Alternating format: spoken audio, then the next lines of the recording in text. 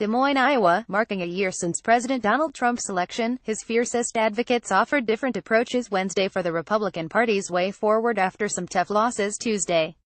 Appearing in key states Trump carried a year ago, former White House Press Secretary Sean Spicer and Republican National Committee Chairwoman Ronna Romney McDaniel called on Republicans to come together, while former White House strategist Steve Bannon maintained an aggressive tone toward any in the GOP who would stand in the president's way.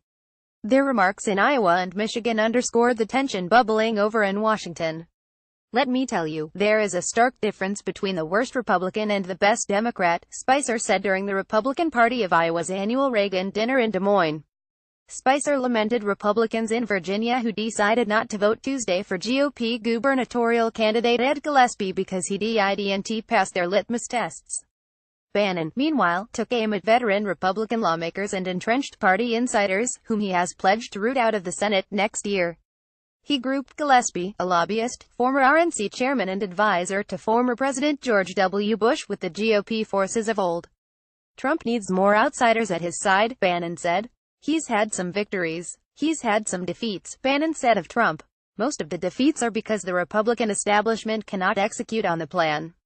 Judy Woodruff sits down with Amy Walter of the Cook Political Report and Stu Rothenberg of Inside Elections to get a close-up look at Tuesday's off-year election results and how the Trump effect is motivating Democrats.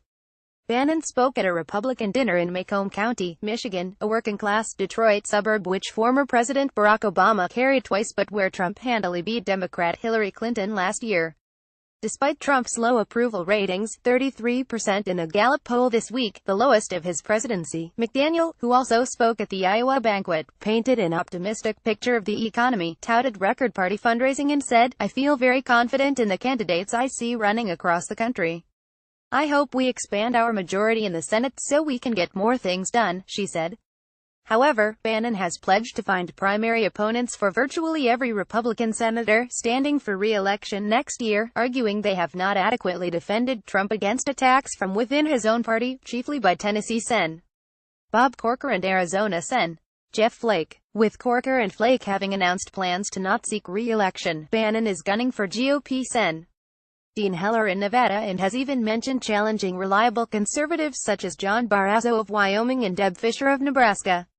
One of Bannon's chief goals is ousting Senate Majority Leader Mitch McConnell of Kentucky, whom he blames for not following through on long-promised legislation to undo Obama's 2010 healthcare law. "They only understand one thing. You cannot be nice to these guys," Bannon said, referring to McConnell. "You have to drop the hammer. That's what he understands." Eggert reported from Warren, Michigan.